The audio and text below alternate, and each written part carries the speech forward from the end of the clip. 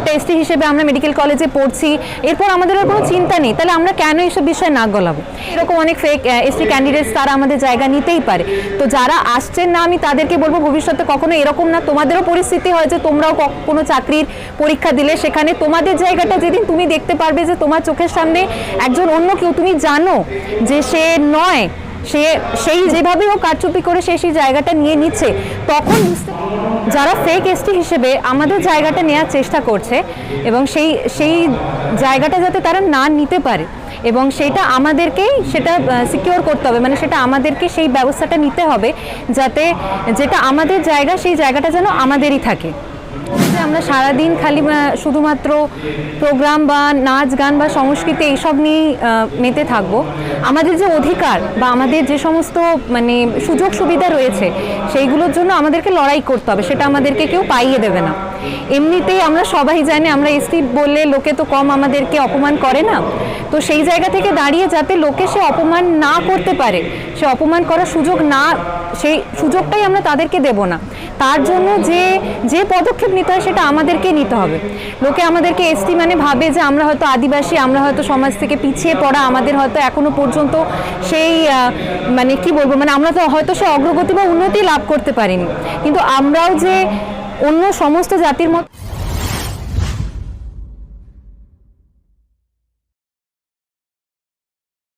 আজকে আমরা এই পশ্চিমবঙ্গ আদিবাসী কল্যাণ সমিতির যে পশ্চিম মেদিনীপুরে যে জেলা সম্মেলন হচ্ছে এবং সেই জেলা সম্মেলনে আজকে আমরা এখানে সামনে পেয়েছি মেদিনীপুর মেডিকেল কলেজের মেডিকেল স্টুডেন্টদেরকে এবং আজকে আমরা তাদের কাছে থেকে জানার চেষ্টা করব যে পশ্চিমবঙ্গ আদিবাসী কল্যাণ সমিতির যে মেন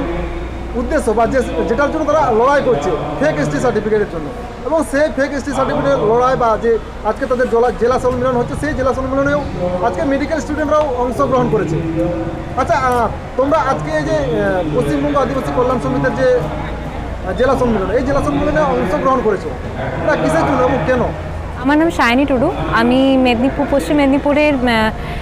মেদিনীপুর মেডিকেল কলেজের এমবিবিএসের ছাত্রী। তো সবার প্রথমে এটা বলতে চাই যে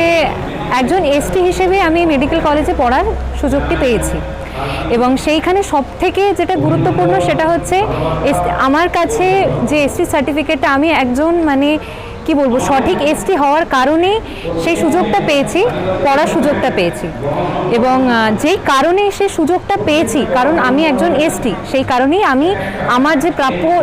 মানে পড়ার যে সুযোগটা আমি এখানে পেয়েছি, তো সেটার জন্যই আমি এটা বলতে চাই যে আমার যে ভবিষ্যৎ আমরাই হচ্ছি মানে আদিবাসী সমাজের আদিবাসী যুব সমাজ। তো এরপর আমাদের যে সমস্ত ভাই বোনেরা এখানে পড়তে আসতে চলেছে বা এরপরে যারা আমাদের জায়গাতে এসে দাঁড়াবে, তাদের জন্য আমি এটা বলতে চাই যে মানে যারা ফেক এসটি হিসেবে আমাদের জায়গাটা নেওয়ার চেষ্টা করছে এবং সেই জায়গাটা যাতে তারা না নিতে পারে এবং সেইটা আমাদেরকেই সেটা সিকিউর করতে হবে, মানে সেটা আমাদেরকে সেই ব্যবস্থাটা নিতে হবে যাতে যেটা আমাদের জায়গা সেই জায়গাটা যেন আমাদেরই থাকে। আর আজকে তোমাদেরকে এখানে যেরকমভাবে আমরা যোগদান করতে দেখলাম এবং তোমরা তো মেডিকেলের স্টুডেন্ট, এছাড়াও আমরা আদিবাসী বা এসটি ছাত্রছাত্রীদের বিভিন্ন স্ট্রিমে যে ছাত্রছাত্রীদেরকে দেখেছি, বিভিন্ন সময়ে তারা বিভিন্ন জায়গায় ঘোরাঘুরি করে। আমরা বর্তমানে আবার সোশ্যাল মিডিয়ায় দেখেছি যে তারা বিভিন্ন ছাপল বা বিভিন্ন আদিবাসীদের যে সমস্ত প্রোগ্রামগুলো হয় সেখানে অংশগ্রহণ করে, কিন্তু তাদের উদ্দেশ্যে কী বলবেন যে তারা এই জায়গায় তারা আসতে চাইছে না? আমরা অবশ্যই আদিবাসী এবং আদিবাসীরা আমরা মানে পরিচিতি লাভ করি আমাদের বিশেষ লোক সংস্কৃতির জন্য, কিন্তু তার মানে এই নয় যে আমরা সারাদিন খালি শুধুমাত্র প্রোগ্রাম বা নাচ গান বা সংস্কৃতি এইসব নিয়েই মেতে থাকবো। আমাদের যে অধিকার বা আমাদের যে সমস্ত মানে সুযোগ সুবিধা রয়েছে সেইগুলোর জন্য আমাদেরকে লড়াই করতে হবে, সেটা আমাদেরকে কেউ পাইয়ে দেবে না। এমনিতেই আমরা সবাই জানি আমরা এসটি বললে লোকে তো কম আমাদেরকে অপমান করে না, তো সেই জায়গা থেকে দাঁড়িয়ে যাতে লোকে সে অপমান না করতে পারে, সে অপমান করার সুযোগ না, সেই সুযোগটাই আমরা তাদেরকে দেব না। তার জন্য যে পদক্ষেপ নিতে হয় সেটা আমাদেরকে নিতে হবে। লোকে আমাদেরকে এসটি মানে ভাবে যে আমরা হয়তো আদিবাসী, আমরা হয়তো সমাজ থেকে পিছিয়ে পড়া, আমাদের হয়তো এখনো পর্যন্ত সেই মানে কি বলবো, মানে আমরা তো হয়তো সে অগ্রগতি বা উন্নতি লাভ করতে পারিনি, কিন্তু আমরাও যে অন্য সমস্ত জাতির মতো আমরাও যে কিছু করতে পারি, বা আমরাও যে খালি ওই এখন যে আদিবাসী মানে খালি ওই নাচ গান নিয়ে মেতে থাকা বা পিছিয়ে পড়া, বা আমরা যে বর্তমান সমাজের সাথে যে এগিয়ে গিয়ে যে হাঁটতে পারি, মানে বর্তমান সমাজের সাথে যে আমরাও যে তাল মিলিয়ে চলতে পারি, আমরাও যে কোনো অংশে কম নই, সেটা খালি ওই আদিবাসী আমাদের একটা সুযোগ সুবিধা রয়েছে, সেই সুযোগ সুবিধা আমরা নিয়ে নিলাম, আমরা এসছি যখন দরকার খালি তখন সেই সুযোগ সুবিধা নিলাম, বাকি সময় আমরা তাতে নাক গলালাম না, কি হলো কি না হলো। বা জিনিসটা এখন এইরকম নয়। আমার মেন বক্তব্য মানে আমার প্রধান বক্তব্য এটাই যে যখন লোকে আমাকে সেই জায়গাটায় বারবার আঘাত দিচ্ছে, অথবা আমাকে সেটা প্রমাণ করে দিতে হবে হ্যাঁ আমি এসটি হতে পারি, কিন্তু তার মানে এই নয় যে এসটি মানে আমি পিছিয়ে পড়া, বা আমার বাকি যে সমস্ত জেনারেল ক্যান্ডিডেট যারা আছে তাদের সাথে যে একসাথে যে লড়াই, মানে তাদের সাথেও যে একসাথে চলা, বা তাদের সাথে যে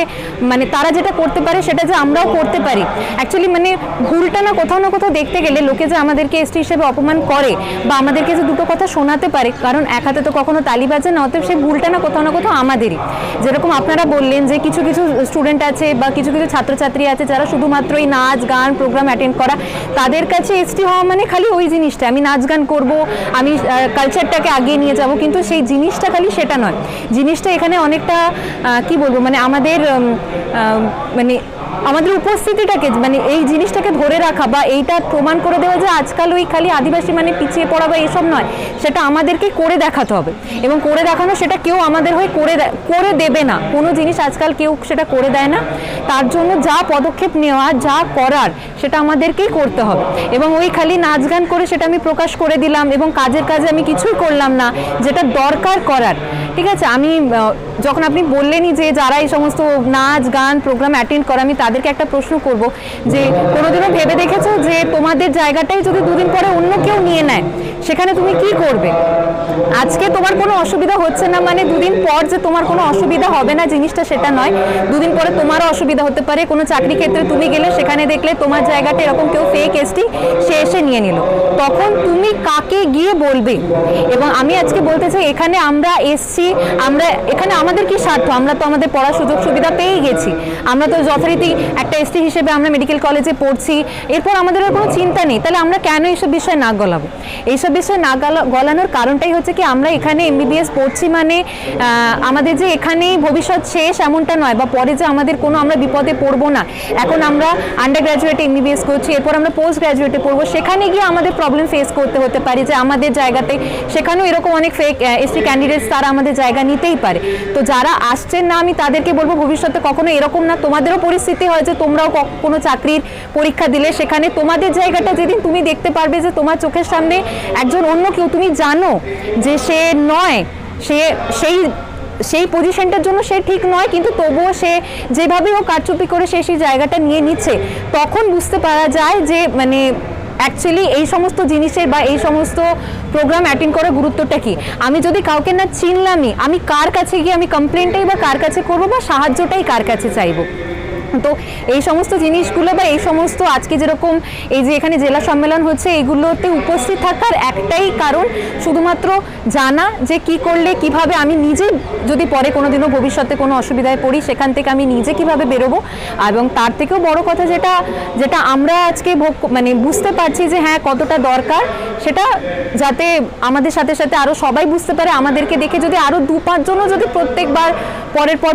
মানে এই সমস্ত সম্মেলনগুলো অংশগ্রহণ করে, এইভাবে আজকে আমরা এই কজন, পরেরটাতে হয়তো আরও কিছুজন হবে, এইভাবে বাড়বে। এবং সেই মানে যাতে সচেতন হয় তার জন্যই আমাদের আশা।